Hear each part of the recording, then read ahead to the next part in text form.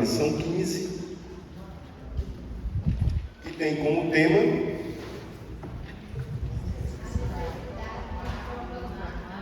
a necessidade de proclamar a Bíblia. A necessidade de proclamar a Bíblia. É a nossa lição 15. Então só faltam mais duas.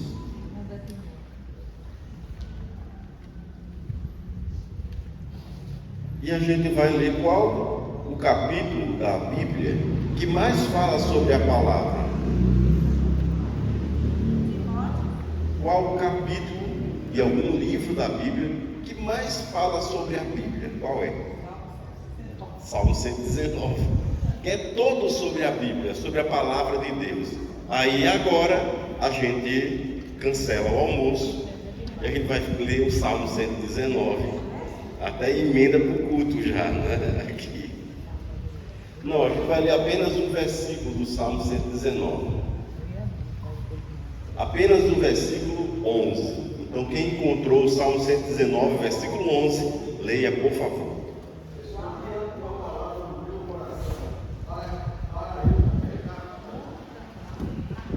Amém? Escondi a tua palavra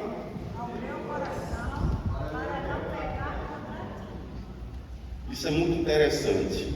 E primeira coisa que a gente deve ter em mente: como assim escondi para não pecar? O que é que o salmista está falando?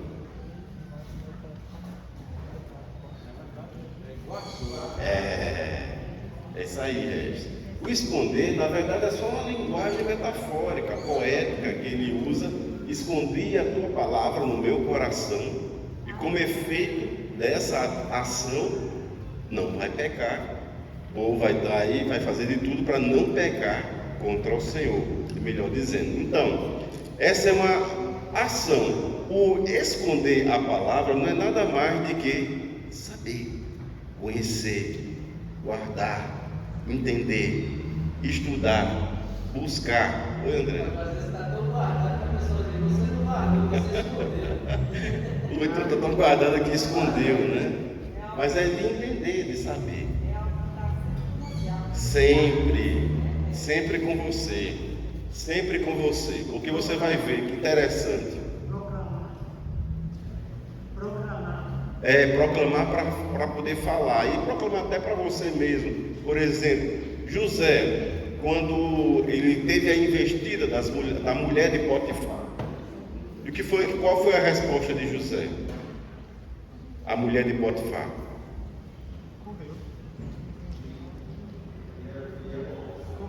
Correu, né? Ele correu. Qual foi a resposta da mulher, de José, à mulher de Potifar, quando ela sugeriu para que ele deitasse com ela? Disse que: como eu vou pecar contra o meu Deus? Contra o meu Deus. Foi o que ele falou. Então isso é por quê? Porque alguém que tem a palavra de Deus guardada no seu coração. Agora, olhe que a condição dele era muito desfavorável para que ele desse esse testemunho, porque ele vivia numa situação de aflição muito grande. Foi vendido pelos irmãos, foi desprezado, viveu como escravo, injustiçado, daquela situação toda. E ele ainda teve força para poder dizer assim: não vou pecar.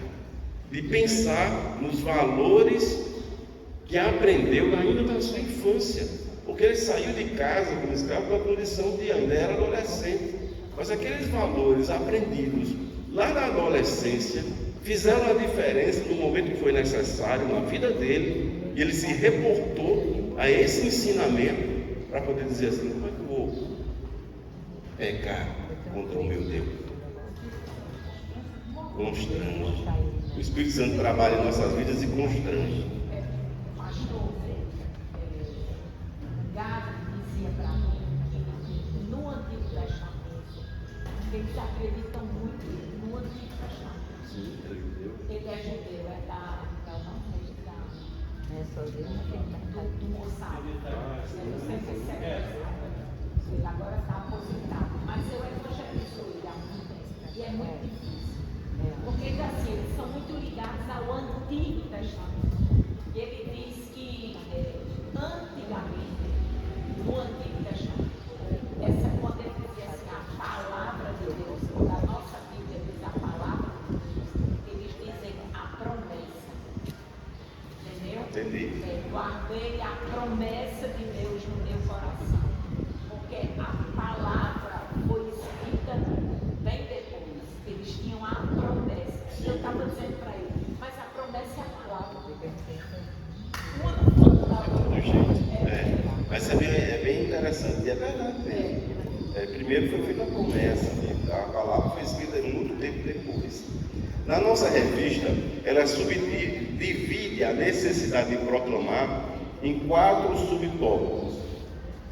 Mas antes ela relaciona e fala sobre o livro de Romanos. O livro de Romanos é um tratado teológico, é uma obra-prima que a gente tem dentro da Bíblia aí, que é algo sem igual, sem igual. Ele começa afirmando com Romanos 15, 4, diz assim: pois tudo quanto outrora foi escrito para o nosso ensino, foi escrito a fim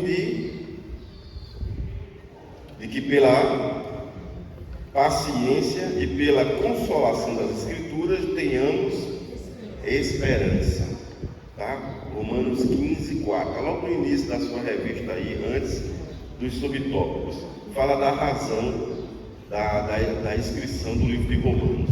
Aí, sabe o que foram que me disseram sobre o livro de Romanos? Só isso é bom para mim, bem apropriado para aluno de EBD. Sabe quem escreveu o livro de Romanos? Tem algum aluno de discipulado aqui? Paulo. Não, só o pastor Eli que acertou. Foi Técio. Foi Técio. Abra aí o seu livro de Romanos, lá no último capítulo.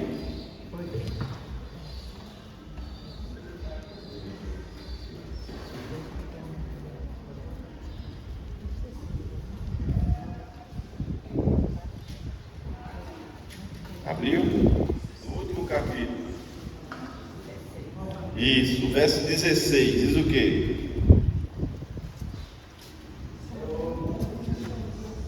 Saúde uns aos outros com beijo santo. Todas as igrejas de Cristo enviaram saudação. Não é esse agora. Recomendo os irmãos que tomem cuidado com aqueles que causam divisões e colocam 22. Ah, irmã Norma, eu escutei a voz. Técio, que redigi esta carta, saúde vocês. Pronto, quem foi que escreveu o livro de Romanos? Técio. Não, foi Paulo. Deixa eu explicar para vocês não caírem nunca mais nessa pegadinha, né? Porque a versão da pastora Morgana dizer, eita, essa versão não foi legal, porque ela entregou, quase que entregou. Redigir, ele diz. Redigir. Aí essa versão é boa porque de redigir. Eu queria mais versões que diz assim, escrevi, que é mais forte. Redigir ficou melhor, por quê? Antigamente se utilizava o recurso de um amanuense, não ajudou nada. Amanuense, o que é um amanuense? Quem assistiu o Central do Brasil aqui? Quem assistiu o Central do Brasil? Só você viu lá, o Fernanda Montenegro, em que ela escrevia as cartas lá, que as pessoas falavam e ela escrevia as cartas lá. O amanuense é aquele que Paulo chegou para ele, Técio, me ajuda aqui, vai escrevendo aí. Aí ele escreveu, redigiu a carta, como melhor dizendo, para Paulo. Por quê? Agora faça ao contrário. Volte para o primeiro versículo do livro de Romanos.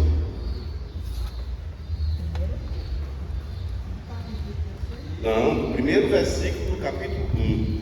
No início.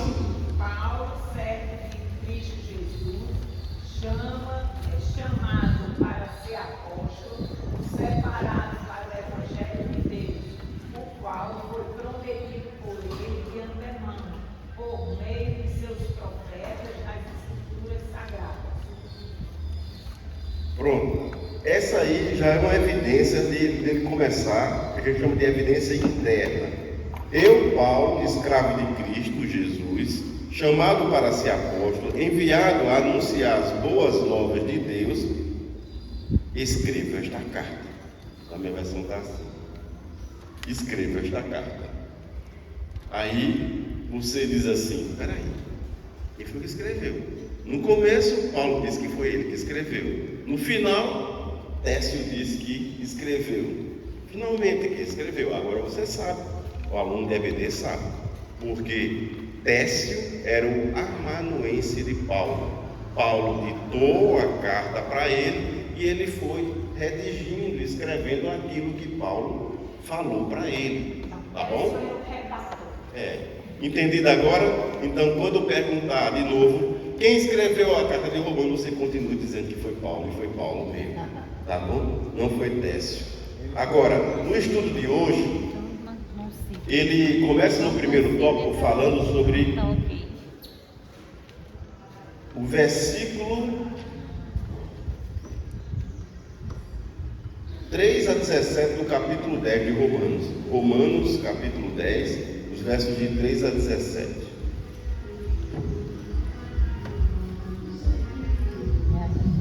Primeiro ponto, dizendo assim: para que o Evangelho de Jesus Cristo seja conhecido.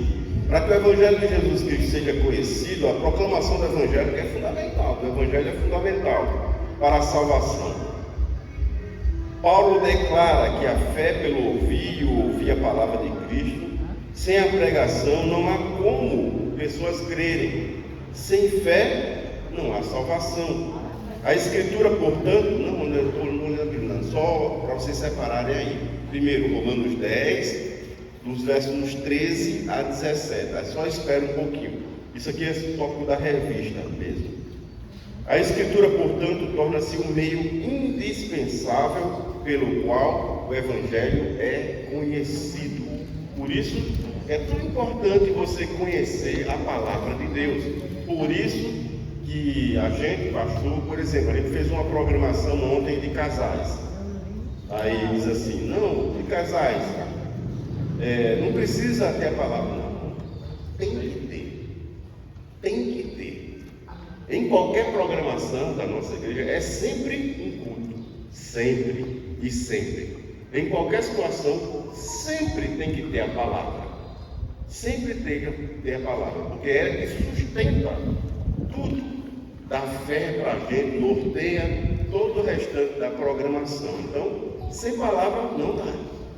Tem que ter a palavra. E Paulo começa falando sobre para que o Evangelho de Jesus Cristo seja conhecido, e cita agora o texto de Romanos, que eu vou pedir para quem encontrou poder ler. Mas antes, olha esse comentário que tem na revista de vocês, de Gruden, Wayne Gruden. Wayne Gruden é um teólogo americano que escreveu um livro de teologia sistemática. A teologia sistemática, o que é isso? É uma teologia dividida em temas, em tópicos.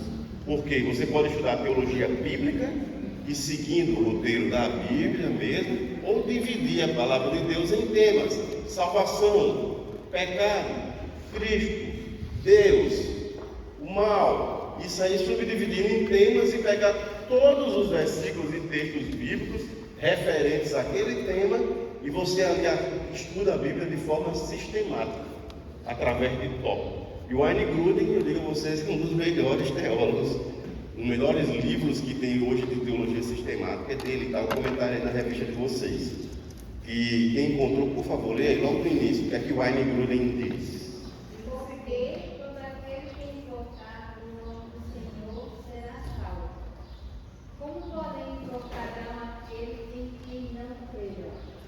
E como crerão naquele de quem nada ouviram? E como ouvirão se não há quem pregue? E como pregarão se não forem enviados?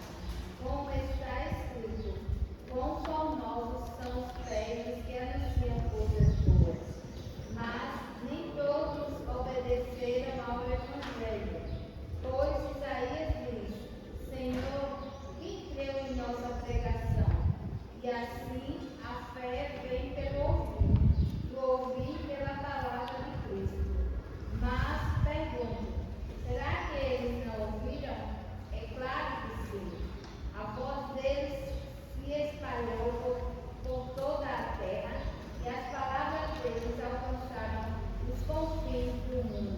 Obrigado, querido. Sobre o comentário de Wayne Gruden, leia aqui, por favor. A necessidade das escrituras pode ser definida assim: dizer que as escrituras são necessárias, dizer que a Bíblia é necessária para conhecer o Evangelho, para conservar a vida espiritual e para conhecer a vontade de Deus. Pronto. Esse é o comentário, que a Bíblia, em resumo, é imprescindível para a nossa vida. Hoje em dia, sob a perspectiva da palavra de Deus, a gente tem falado muito sobre cosmovisão. O que é cosmovisão? Embora muitos não saibam nem compreendam, mas todos nós temos uma cosmovisão. E qual é? A cosmovisão do cristão é Deus. É Deus. E o que é que isso define? Isso define o quê? Define as atitudes dele. Porque ele tem que entender que todas as ações, todos os pensamentos, todas as decisões, todo o entendimento tem que passar por Deus. Essa é a cosmovisão do cristão. Tem que entender. E todos nós temos que se perguntar constantemente a nós o que Jesus faria na minha situação. O que ele falaria? Como ele se comportaria? Tudo em nossas vidas, tudo para vocês é Deus, é Jesus. É isso mesmo. A nossa vida é norteada por Ele. E tudo tem que ser em torno dele, passando por esse prisma aí, para nortear toda a nossa vida. Então a Bíblia por isso que a gente fala que é o nosso norte, é a nossa referência, o nosso guia de fé e prática. Não é só um guia de fé e prática. A Bíblia é a nossa própria vida. Tudo que a gente deve pensar, falar, agir, tudo a gente deve ter em encontro, confrontar com a palavra de Deus, buscar entender a palavra de Deus. Só que a palavra de Deus não tem como, é palavra de Deus. Então, e sendo palavra de Deus, ela é muito profunda. É evidente quão profundo é o nosso Deus.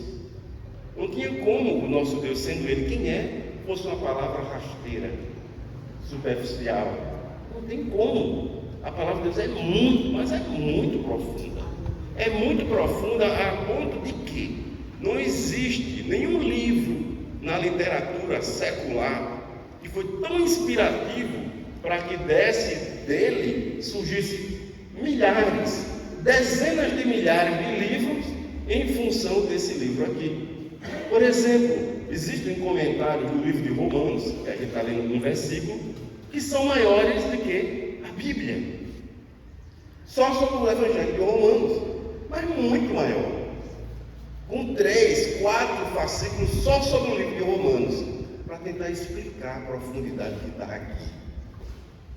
Para mim, para você. Nós estamos há mais de 2000 anos tentando entender aquilo que Deus escreveu aqui, explicando para cada um de nós. Por isso que é tão necessário a gente estudar, se debruçar pela palavra de Deus, ir atrás, investigar, conhecer mais, porque isso tudo, o que a gente está fazendo, a gente está incrustando e escondendo a palavra de Deus no nosso coração. Amém. Essa é a forma de esconder a palavra de Deus no nosso coração, deixar lá. Porque no momento certo ela vai brotar isso aqui, isso aí não. Isso aí não. Isso aí não combina com você. Não é assim que diz a palavra de Deus. Ou seja, não é assim que eu e você devemos fazer. Já que é assim que a palavra de Deus diz. Agora vamos entrar nesse versículo em si. O que é importante a gente entender, que Deus não nos chamou para uma religião. Bom, isso é evidente. Ele nos chamou para um relacionamento. E esse relacionamento produz modificações, naturalmente, de alguém que se relaciona com Deus. Na caminhada de relacionamento com Deus, valores, virtudes são empregados, são conhecidos, e não tem como isso nortear a nossa vida, nos modificar, nos transformar e, consequentemente, transformar tudo à nossa volta. Por isso que nós, como igreja, nós devemos nos incomodar, porque a nossa fé tem que transformar a realidade da nossa casa, tem que transformar a realidade onde nós estivermos no nosso trabalho, tem que transformar a realidade da nossa comunidade e da nossa cidade. Por isso que é o que eu mais lamento, Eu vejo assim, a última pesquisa do IBGE, eu vi pessoas vibrando assim, dizendo assim, o número de evangélicos ultrapassou pela primeira vez o número de católicos no Brasil. Aí todo mundo, eita, eu disse assim, que decepção. Que decepção. Por quê? Como assim, Jean? Que decepção? Porque eu ficaria muito mais feliz que, se em função disso, tivéssemos um país muito mais justo, muito menos corrupto, com muito mais saúde, com muito mais dignidade, com muito mais verdade, com muito mais coerência, que é em função daquilo que a gente crê. Então não adianta nada só ter o título. O título não produz transformação alguma. É o relacionamento, é o dia a dia, é o submeter-se a, é o estudar essa palavra e simplesmente não para adquirir informações sobre ela. Não. Isso aqui é poder de Deus para quem crê. É transformação, é modificação. A palavra de Deus constantemente nos confronta. E esses confrontos que ela produz em nós transformação. Mas o importante é que a gente seja conduzido e seja confrontado por ela. Jesus vem no Sermão do Monte e faz uma pregação brilhante, confrontando uma realidade em outrora que não existia. Numa sociedade viril, machista, em que o homem prevalecia pelas suas aptidões físicas, de que se destacava daquela sociedade, aí Jesus chega e diz assim, bem-aventurados humildes. Assim, como assim? Humildade não é exaltada no nosso meio, no meio grego, naquele meio romano? Não. O que é exaltado é a força, é o ímpeto daquilo ali, mas Jesus traz de volta valores e virtudes que foram esquecidos e que são essenciais à vida, proclamando para nós virtudes que nós devemos seguir como preceito de vida. Ele fala sobre a verdade, Paulo fala na carta que a gente leu ontem lá, de Coríntios, 1 Coríntios 13, e Paulo termina com virtudes que Jesus sempre exaltou. A gente chama de virtudes teologais: fé, a esperança e o amor. Essas são as maiores virtudes que a gente deve seguir. E em função disso, transformou esse mundo e transforma. Porque no Evangelho de Atos, aquela igreja estava começando e caiu na graça de todos. Por quê? Porque aquilo ali é desafiador para qualquer pessoa que quer viver aquilo ali. É desafiador para qualquer um de nós. Porque imagine você passar num espaço em que há uma discrepância social muito grande entre as pessoas e está lá dentro daquela igreja lá, o Senhor e o escravo dele. E é pior, um chama o outro de irmão. Só o Evangelho produz esse tipo de coisa, de transformação, que impacta a vida das pessoas de uma forma tal. E o que aconteceu é que essa igreja, essa unidade de amor que Cristo pregou, essa humildade, esse comportamento das bem-aventuranças, daquilo que Deus veio para transformar, porque Jesus continua falando lá no Sermão da Montanha e diz assim, que faça com os outros aquilo que você gostaria que fizessem com você. Mas não era assim. O pensamento mais virtuoso que existia naquela sociedade, naquele tempo, chamava-se de verdades de prata, que dizia assim, não faça com o outro aquilo que você não quer que façam com você. Mas Jesus modifica esse pensamento inerente daquela sociedade, dizendo não, a nossa ação e identidade não é pelo que nós não fazemos, mas é pelo que nós fazemos. É uma ação ativa, é uma fé ativa, não uma fé passiva. Não algo neutralizado, não algo anestesiado, paralisado, não. O crente tem que ser identificado não pelo que ele não faz. O crente não fuma, não bebe, não é isso. O crente deve ser identificado não pelo que ele não faz, o crente deve ser identificado pelo que ele faz. Jesus, faça com os outros aquilo que você quer que façam com você. E ele vai desafiando a gente, o Evangelho é isso, e desafiou o quê? Jesus aí vem para o confronto final. Ame os seus inimigos e orem pelos que vos perseguem. Aí é desafiador para qualquer um de nós, mas é isso. Se não alcançamos isso ainda, a gente tem que ser uma oração franca e verdadeira. O que eu não quero fazer é não amar o meu inimigo e não orar pelo que não me persegue. Se esse é o preceito que ele lançou para mim, deve ser meta para mim, objetivo de vida para mim. E entendendo essas transformações que a palavra tanto vem e penetra em nós como espada de dois gumes, como ela diz lá, a Jesus tem algo para nós através de Paulo, como está descrito aí no capítulo 10, nos versos que a gente vai reler agora, que é desafiador para mim e para você. Vamos lá, quem encontrou pode ler. Romanos 10, do 13 ao 17. Pois com o coração se crê para a justiça e com a boca se confessa para a salvação. Como diz a Escritura, todo o que nele confia jamais será envergonhado. Não há diferença entre judeus e gentios, pois o mesmo Senhor é o Senhor de todos e abençoa ricamente todos os que o invocam, porque todo aquele que invocar o nome do Senhor será salvo. Amém? Esse é o primeiro, que é a palavra do 13 ao 17. Como, pois, invocarão aquele a quem não creram? E como crerão naquele de quem não ouviram falar? E como ouvirão se não há quem pregue? E como pregarão se não forem enviados? Como está escrito: como são belos os pés os que anunciam as boas novas. No entanto, nem todos os israelitas aceitaram as boas novas, pois Isaías diz: Senhor, quem creu em nossa mensagem? Consequentemente, a fé vem por ouvir e ouvir a mensagem, e a mensagem é ouvida mediante a palavra de Cristo. Amém. Obrigado. Glória a Deus. O primeiro versículo diz assim: todo aquele que invocar o nome do Senhor, Será salvo. todo aquele que invocar o nome do Senhor, Será salvo. aonde está escrito isso?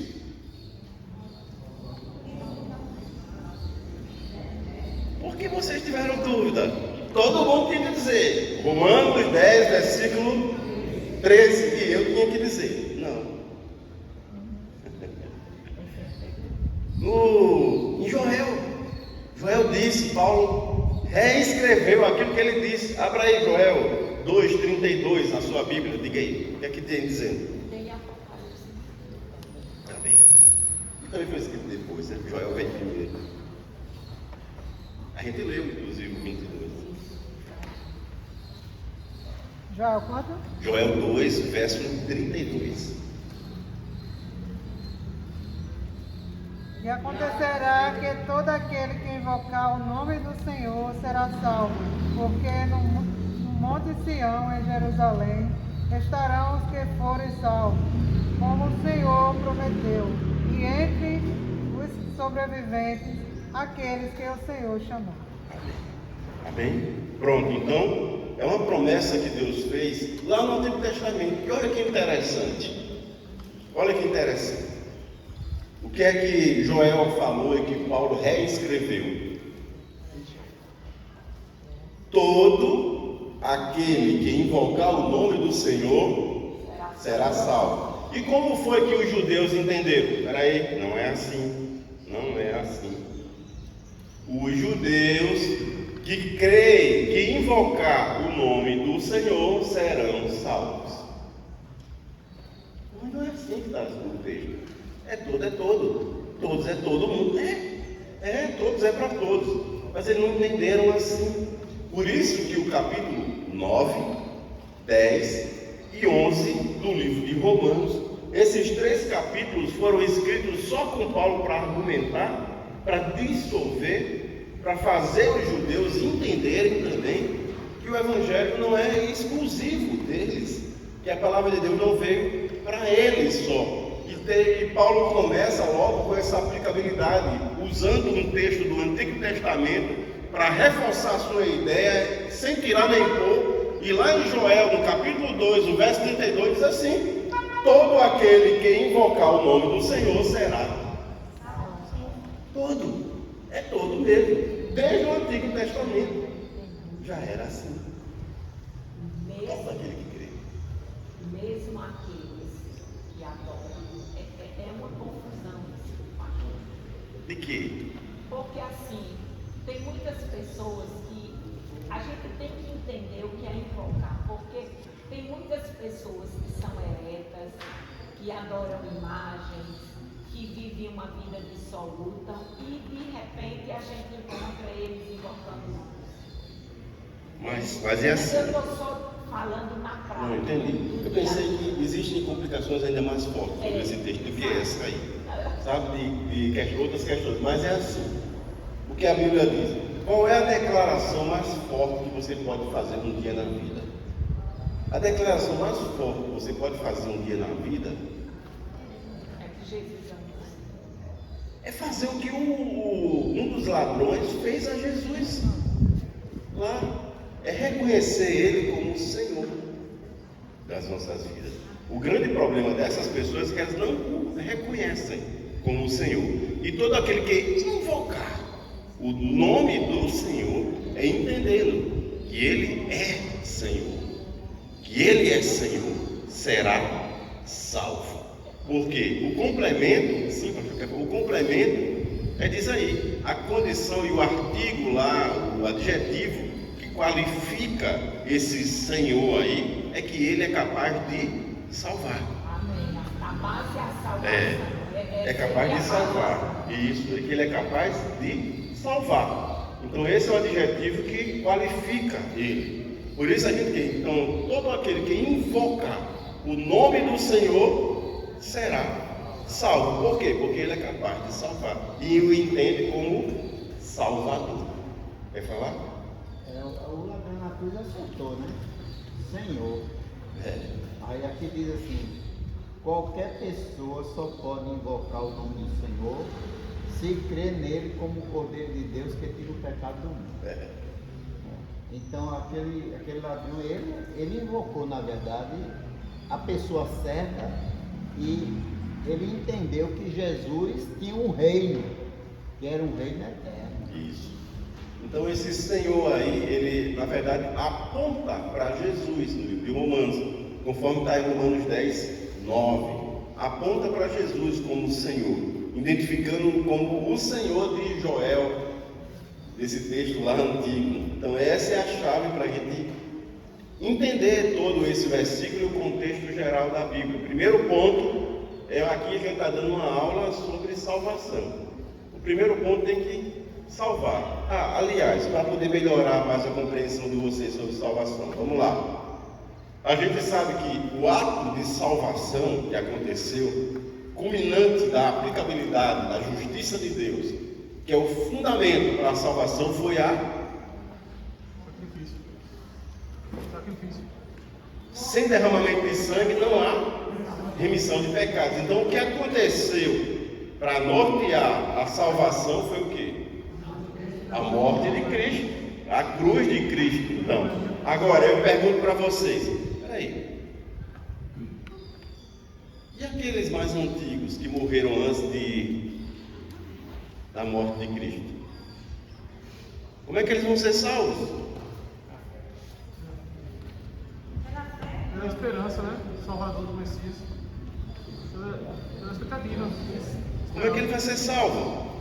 Se ele morreu antes da cruz de Cristo? Não me diga que ele não vai ser salvo. Pela fé na esperança. Fé. O único ponto divisor é que eles criam que um dia o Filho de Deus viria e seria sacrificado para perdoar pecados. Como Abraão lá atrás falou sobre o filho dele, eu creio. Abraão deu uma aula de fé para a gente. Ele cria já nesse momento. A única diferença é que o ato aconteceu antes de Jesus ser crucificado, como ato de fé, e o outro, nós agora, que nós cremos naquilo que aconteceu, e já aconteceu. É fé. É isso que salva, é o crer no Senhor Jesus, é a fé. é que nos salva. Por isso que a gente diz que nós vivemos pela fé. Pela fé. E é isso que define e caracteriza a nossa fidelidade ao Senhor, a fé que nós temos nele. Diga assim. Quando eu vejo a história dos eslavos que vieram visitar Jesus, deram ouro, ciência e mirra, isso parece que em todo canto do mundo também já tem a expectativa de que vinha o Messias, vinha o Salvador. Não só na cultura judaica, mas outras culturas também esperavam que viesse alguém que não fosse esse mundo. Mesmo observado, exato. Porque essas verdades se espalharam pelaquela região inteira. Por exemplo, vocês lembram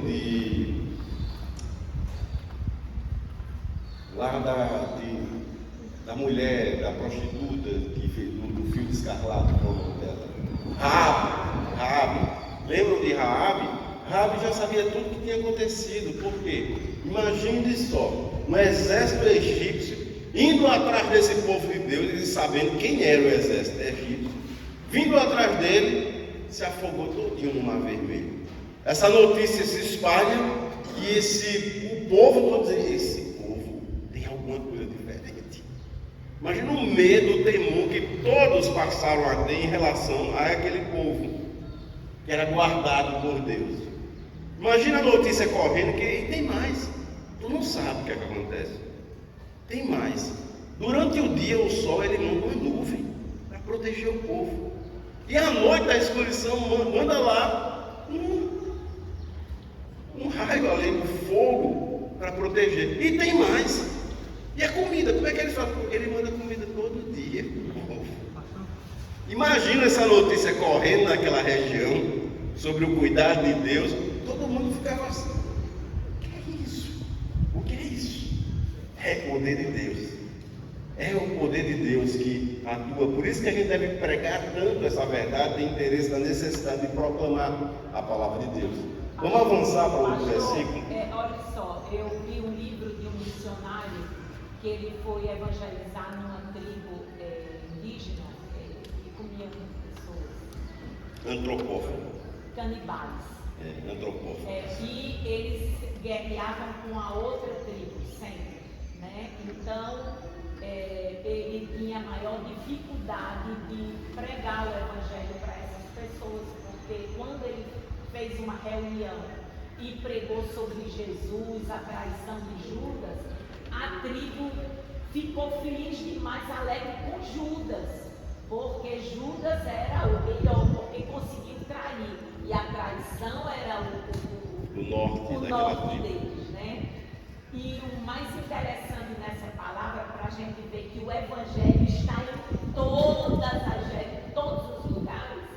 Teve um momento que as duas tribos tentaram a paz. E aí uma tribo pegou o filho do chefe e entregou para outra tribo. E foi a partir daí que esse missionário começou a pregar o evangelho e trouxe salvação para aquela tribo. Então, não é só santos. Deus deixou, como é que se diz, norte, deixou um princípio, né? Que todo ser humano tem, o que a gente chama de senso comum, sensus divinatis. É assim que a teologia fala, que todo mundo tem um entendimento do que é o certo e o que é errado. Porque isso é inerente a quem? A questão da criação, porque o homem é imagem e semelhança de Deus. Esse imagem e semelhança é que o homem tem atributos que tinha em Deus. E exatamente esse senso inexplicável, que você pega uma pessoa que vivia em uma tribo lá, aborígene, uma tribo distante, que não tinha contato com civilização, no entanto, ele tem noção do que é certo e errado. Quem explicou isso para ele? Ninguém. Porque isso é um atributo de Deus.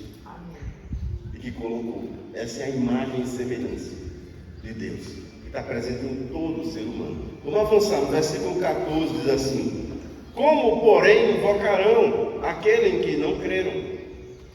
O próximo versículo é o 14, né? Como, porém, invocarão aquele em quem não creram? Paulo subdivide essa parte aqui em uma sequência de 4 perguntas retóricas. Como, porém, invocarão aqueles que não creram? Aí vamos lá. Invocar requer o quê? Crer. Crer requer o quê? Ouvir. Ouvir requer o quê? Um pregador. O pregador requer o quê? Que ele seja enviado. Ele subrelaciona cada um desses tópicos, um tendo a ver com o outro, por isso como está aí, para poder argumentar e falar para você. Ele faz uma cadeia de implicações de um com o outro, o verbo invocar requer que creia. Para crer ele tem que ouvir. Para ouvir há a necessidade de um pregador. Para que haja um pregador há a necessidade de que alguém envie um pregador. Aí entendimento. Aí, qual a nossa realidade e condição que tem? O que a gente tem que entender? Essa palavra é poderosa. Ela transforma a vida de qualquer pessoa. Essa palavra é muito maior do que qualquer um de nós. Qualquer um de nós. Essa palavra é maior do que qualquer mensageiro, de que qualquer pregador, porque ela é a palavra de Deus. E quem produz os feitos e efeitos na outra pessoa não somos nós, com a nossa capacidade retórica, com a nossa argumentação, com a inteligência humana. Não é nós, não somos nós. É a palavra que produz o efeito. É a palavra que produz o efeito. Amém. Por isso que há uma questão e um consolo para o pregador. Porque Jonas é o pregador mais inusitado que aconteceu no mundo, né? Era o único pregador que foi pregar querendo que o povo não se converta. Eu não sei como é que é isso, mas ele foi o único pregador da história que ia pregar e dizer, a expectativa dele, a oração dele é que ninguém se converta. É que ninguém se converta. Mas a palavra é tão poderosa, olha só, que o pregador subiu para pregar, pedindo a Deus que ninguém se convertesse, e aconteceu a maior conversão que houve registrada na Bíblia até hoje. Nem Pentecostes se converteu tanta gente como nesse dia, que o pregador não queria que ninguém se convertesse. Para que a gente entenda que a pregação, a palavra é sempre maior do que qualquer mensageiro. Ela é poderosa e produz efeitos que vai deixar qualquer um impactado e surpreso. Por isso há tanta necessidade de nós, como servos do Senhor, nós falarmos dessa palavra. Porque se impactou a nossa vida, não tem como nós não proclamarmos para impactar a vida de todos. E ela é desafiadora para mim e para você. E o que a gente entende que não somos nós, então o processo de conversão, o trabalho de Deus na vida do outro, daquela pessoa que é o ouvinte da mensagem, é produzido pela própria palavra. Ela vai gerar fruto no dia certo, apesar de nós. Mas é ela que produz o efeito necessário. Então, para que a gente entenda que tudo está implicado aí, nessa situação, para que invoque tem que crer. Para crer, ouvir. Para ouvir tem que ter um. Para que o pregador vá tem que ter quem? Quem envia. E quem é que envia? É Deus. É Deus que usa até a igreja para condicioná-lo. É Deus. Então, sabe onde isso tudo começou? Sabe onde isso tudo começou? No coração de Deus. Que é a única coisa assim que a gente fica surpreso com o Evangelho. Surgiu o problema e ele diz assim, eu sou a própria solução do problema. Por isso que a gente vai entender, e a gente precisa entender bem o Evangelho para falar para as outras pessoas sobre uma estrutura de verdade do Evangelho. Que Jesus dá uma aula para nós sobre o entendimento do Evangelho. Estava lá na casa e o telhado começou a abrir ia aparecer um deficiente físico na frente dele, colocaram lá na frente de Jesus. Aí o que é que Jesus diz? Jesus resolve o maior problema de todos nós. Qual é o nosso maior problema? A saúde. Pecado. A saúde é o nosso maior problema. Sabe qual é o nosso maior problema também? É dinheiro para pagar as contas que está chegando no final do mês. Nosso maior problema é também a casa que precisa comprar para poder ver. O nosso maior problema é que Deus resolva a questão de relacionamento pessoal que a gente tem, do marido, da mulher, que resolva. O nosso maior problema é que restaure a saúde da pessoa que estava lá sem poder andar. Esse é o nosso maior problema. Não é. Jesus resolve o maior problema de todos nós. E ele veio exatamente para isso. Ele chega para aquele homem e diz assim: seus pecados estão perdoados. Esse é o maior problema que nós temos. E ele resolveu, porque só ele podia resolver esse problema. Só Jesus podia resolver esse problema. E esse é o maior problema. Mas as pessoas não se satisfazem. Eu e você, a gente não se satisfaz com isso. Não se satisfaz com isso. A gente precisa de um problema menor para resolver aquele maior que a gente não dá valor. Mas para que vocês saibam que o Filho de Deus tem poder na terra para perdoar pecados, pega aí a sua maca, levante, ande, vá para casa. Aí todo mundo fica impressionado com aquilo ali. Só Jesus que deve ter ficado. Não sabem de nada. Não sabem de nada.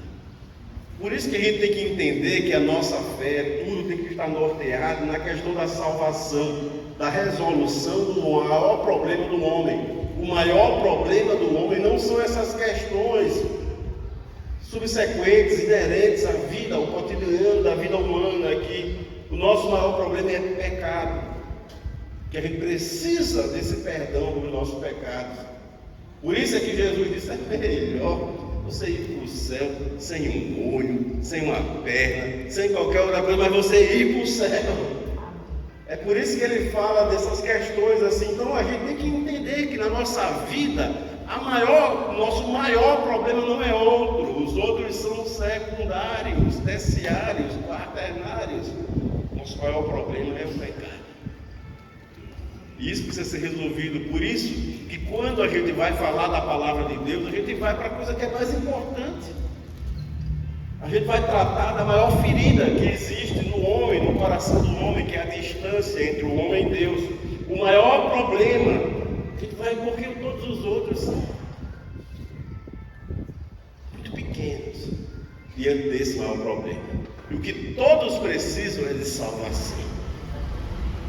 Por isso que Deus envia a mim e a você para a sua casa. Por isso que todos nós aqui, se você não sabia, fique sabendo hoje.